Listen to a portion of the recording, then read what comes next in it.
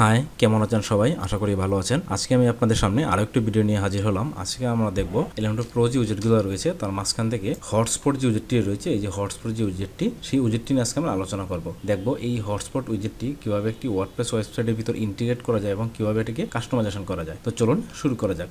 প্রথমে আমরা কি করব, এখানে আমরা একটা সেকশন নিয়ে নিব এবং আমি এখন কি করব, জাস্ট আমাদের যে উইজেটটি রয়েছে জাস্ট এটা ড্রাগ করে নাকি আমি ছেড়ে দেবো। তো দেখেন এখানে কী কী অপশন রয়েছে। প্রথমে কি রয়েছে, কোয়ান্টিটির ভিতর ইমেজ হটস্পট এবং টুল টিপ। এখন আমরা কি করব, প্রথমে আমরা এখানে একটি ইমেজ অ্যাড করে নেব। তার জন্য জাস্ট আমরা চোজ ইমেজে ক্লিক করব। এখান থেকে আমরা এই ইমেজটি আমরা এখান থেকে সিলেক্ট করে দিব। তো দেখেন আমার ইমেজটি কিন্তু এখানে চলে আসলো। এখন দেখেন এখানে কী রয়েছে, ইমেজ রেজুলেশন। এখান থেকে আমরা কী করব, অনেকগুলো অপশন রয়েছে, তার মাঝ থেকে আমরা এটা ফুল দিয়ে দিব। আমরা চাইলে কিন্তু থাম্বনেল, মিডিয়াম এগুলো ব্যবহার করতে পারি আমাদের প্রয়োজন অনুসারে, কিন্তু আমরা এখানে কী দিব, ফুল। তারপর কি রয়েছে দেখেন হটস্পট। এখন এখানে দেখেন এখানে প্রথমে কী রয়েছে, একটি আইটেম রয়েছে কিন্তু আইটেম 1। হ্যাঁ, আমরা চাইলে এখানে কী করতে পারি, এর আইটেমের মাধ্যমে কিন্তু আরও আইটেম অ্যাড করতে পারি। দেখেন আমরা যে আইটেমটি রয়েছে হটস্পট, সেটা কিন্তু এই যে আমার, যে আমি যদি আরেকটু জুম করি তাহলে দেখেন এই হচ্ছে আমার হটস্পট আইটেমটি। এখন আমরা কি করব, জাস্ট এই আইটেমটাকে আমরা কি করব, একটু কালার করে নিব। জাস্ট কালারটা চেঞ্জ করে নিব। হটস্পট এখান থেকে জাস্ট কালারটা আমি কী করব, রেড করে দিব। এটা আমি এটাকে রেড করে দিলাম। আমার সাইজটাও আমি একটু বড় করে দিব, দেখতে সুবিধা হয়। তাহলে দেখেন আমার কিন্তু এখানে একটা আইটেম রয়েছে যেটা শো করতেছে। এখন আমি কি করব, আবার কন্টেন্টে যাব। কন্টেন্ট থেকে আমার এই যে আইটেমটা রয়েছে জাস্ট এখানে ক্লিক করব। দেখেন কি রয়েছে, প্রথমে লেবেল এবং এখানে কি দুটি অপশন রয়েছে কিন্তু কন্টেন্ট এবং পজিশন। আমরা প্রথমে কি দেখব, কন্টেন্ট। আমরা কি করতে পারি, এখানে জাস্ট যদি লেবেল লিখে দিই, যেমন just Dhaka division, Dhaka division. দেখেন নাহলে আমরা যদি লেভেল লিখে দিই তাহলে কিন্তু এভাবে আমাদের কি লেভেলটা এভাবে শো করবে। তো আমরা কি আসলে কী করবো, আমরা এখানে লেভেল রাখবো না। এরপর কী রয়েছে দেখেন, যে লিঙ্ক। আমরা চাইলে কিন্তু এটাকে যে কোনো লিঙ্কের সাথে কিন্তু আমরা ইন্টারনাল যে পেজ ওয়েবসাইট থাকবে সেখানে বিভিন্ন পেজগুলো অ্যাড করতে পারবো। আবার আমরা কিন্তু এক্সটার্নাল কোনো লিঙ্কও এখানে অ্যাড করতে পারবো। তারপর হচ্ছে আইকন। আমরা চাইলে কিন্তু এখানে কোনো আইকনও ব্যবহার করতে পারি। জাস্ট আমি যদি এখানে দিয়ে দিই লোকেশন, জাস্ট এখান থেকে এর লোকেশন যে আইকনটি রয়েছে যা সেটা ইনসার্ট করে দিলাম। দেখেন আমার কিন্তু এখানে কি হলো, আইকনটি কিন্তু এখানে চলে আসলো। আমরা চাইলে কিন্তু এখানে আইকনও ব্যবহার করতে পারি। তো জাস্ট আমি এটাকে আইকনই রাখবো এখানে। তারপর কি দেখেন এখানে আরেকটা অপশন রয়েছে, কাস্টম হটস্পট সাইজ। হ্যাঁ, আমরা চাইলে কিন্তু এখান থেকে কী করতে পারি, আমরা যে সাইজ থাকবে সেটার কিন্তু আমি জাস্ট এটা কী করলাম, দিয়ে দিলাম 90 পিক্সেল এবং এটার হাইটটাও দিয়ে দিব 90 পিক্সেল।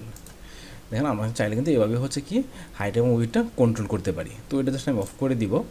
তারপর কী হচ্ছে দেখেন এখানে কি অপশন রয়েছে, টুল টিপ কন্টেন্ট। আমরা যখন এখানে যাবো, আমাদের টুল টিপের ভিতর কী কন্টেন্ট থাকবে সেটা আমরা এখান থেকে লিখে দিব। জাস্ট আমি এখানে লিখে দিব ঢাকা ডিভিশন। এই টেক্সটটা আমরা আমাদের প্রয়োজন অনুসারে ব্যবহার করব। তো জাস্ট আমি এখানে ঢাকা ডিভিশন লিখে দিলাম। এখন দেখেন জাস্ট এখানে আর অন্য কোনো অপশন নেই। এখন আমরা কি করব, জাস্ট পজিশনটা আমি একটু পরে দেখাচ্ছি।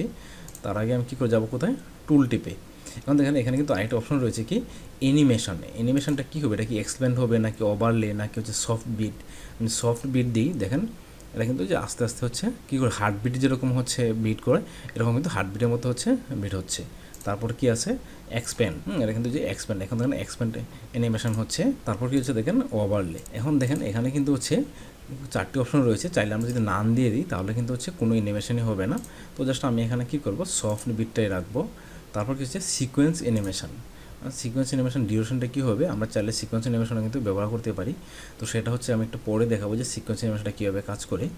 তো জাস্ট এখন আমি কী করবো, এটা অফ করে রাখবো। তারপর টুল টিপ। এখন দেখেন টুল টিপের কি, পজিশন কি। হ্যাঁ, আমরা জাস্ট যদি এখানে কী করি, কি ক্লিক আছে, আমি যদি হভার করি, এখন যদি জাস্ট আমি মাউস আইকনটা নিয়ে দেখেন আমার কিন্তু টুল টিপ যে টেক্সটগুলো ছিল সেটা কিন্তু নিচের দিকে শো করতেছে। আমি যদি উপরে দিয়ে দিই, এখন যদি হভার করি দেখেন আমার কিন্তু উপরে শো করতেছে। তো এই এখানে পজিশন। তারপর কি ট্রিগার কি, এখানে দেখেন দুটি অপশন রয়েছে, হভার এবং ক্লিক। আমি যদি ক্লিক রাখি তাহলে কী হবে, আমাকে ক্লিক করতে হবে, তাহলে কিন্তু আমার টুল টিপটা শো করবে। আমি যদি হভার রাখি তখন কী হবে, যখন আমি এই মাউসটা আমার এই হটস্পট যে আইকনটি রয়েছে সেই আইকনের উপর রাখবো তখনই কিন্তু আমার টুল টিপের যে টেক্সটটা সেটা এখানে শো করবে। তো অ্যানিমেশন, এটা কি ফেড ইন আউট হবে নাকি আমি যদি ফেড গ্রো দিই তাহলে দেখেন কী হবে, এটা কিন্তু ফেড গ্রো আকারে শো করতেছে। আমি যদি এটা ডাইরেকশান দিই, ফেড বাই ডাইরেকশান কিন্তু উপর দিকে যাচ্ছে। তারপর কি fade by direction, sorry slide by direction, দেখেন এটা স্লাইড আকারে শো করতেছে। তো আমি এই অ্যানিমেশনটা স্লাইড আকারে রাখবো। তারপর হচ্ছে অ্যানিমেশন ডিউরেশন, আমি যদি এটা দিয়ে দিই হচ্ছে 2000 মিলি সেকেন্ড। এখন দেখেন এটা কি সুন্দর আস্তে আস্তে করে অ্যাড হচ্ছে। তো এইভাবেই হচ্ছে আমরা কী করতে পারি, টুলটিপগুলো এখানে অ্যাড করতে পারি এবং হচ্ছে এখানে ডিজাইনগুলো করতে পারি। এখন আমি এই হটস্পট থেকে কী করবো, আমি আরও হচ্ছে 2টি টুলটিপ নিয়ে নেব, সরি আমি কিন্তু এখানে আরও 2টি টুলটিপ নিয়ে নেব। এখন দেখেন আমরা পজিশন কিন্তু আগে দেখি নাই, এখন যদি আমি পজিশনটা যাই, দেখেন এখানে কী রয়েছে, প্রথমে হরিজন্টাল ওরিয়েন্টেড, এটা কোথায় থাকবে, লেফটে নাকি রাইটে। তার আগে আমি জাস্ট হচ্ছে এখানে দেখেন অফসেট এবং হচ্ছে কি ভার্টিক্যাল ওরিয়েন্টেশন আর হচ্ছে হরিজন্টাল ওরিয়েন্টেশন। আমি যদি জাস্ট এটা নেই, দেখেন আমার আইকনটা কিন্তু একটা হচ্ছে কি হচ্ছে রাইট সাইডে কিন্তু চলে গেছে। এখন যদি আমি উপরে উঠাতে চাই তাহলে আমি কী করবো, জাস্ট হচ্ছে এই অফসেটটাকে কী করবো, কমিয়ে দিব। দেখেন আমি জাস্ট এখানে এই সিলেট যে ডিভিশন, এখানে সিলেট ডিভিশন নিয়ে আসলাম। এখন আমি কী করবো, কন্টেন্টে যাব, কন্টেন্ট থেকে এই টুলটিপের ভিতরে জাস্ট আমি লিখে দেবো হচ্ছে সিলেট ডিভিশন।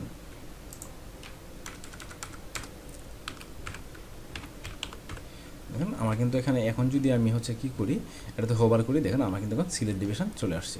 তো এইভাবে হচ্ছে আমরা কী করতে পারি, এই পজিশনের মাধ্যমে আমাদের যে টুলটিপগুলো থাকবে, সরি, তো এভাবে আমরা কী করতে পারি, এই যে পজিশন রয়েছে, পজিশনের সাহায্যে কিন্তু আমরা আমাদের যে হচ্ছে আইকনগুলো, হটস্পটে যে আইকনগুলো থাকবে সেগুলো কিন্তু হচ্ছে ডানে বা উপর নিচে করতে পারি।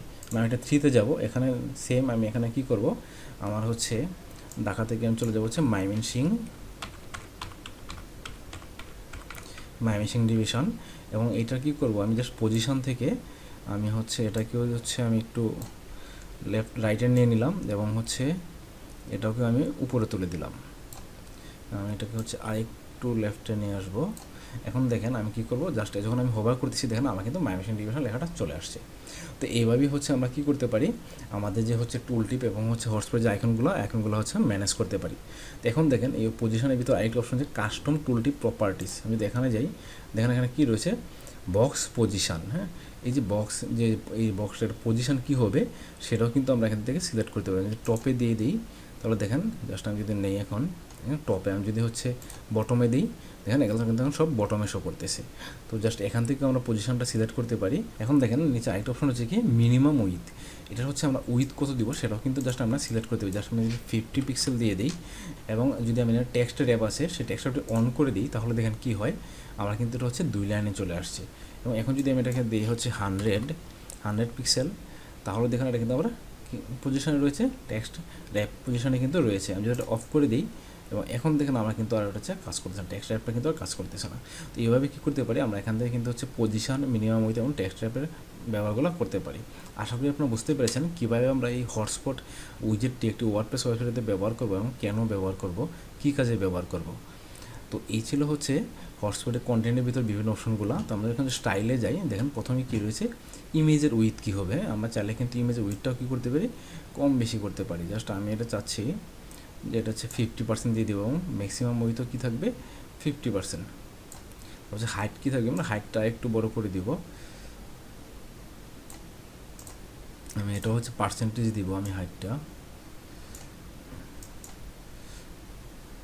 তারপর কী হচ্ছে অবজেক্ট ফিট, হ্যাঁ এটা কী হবে, ফিল কভার নাকি কন্টেন্ট, আমি কভার দিয়ে দিব।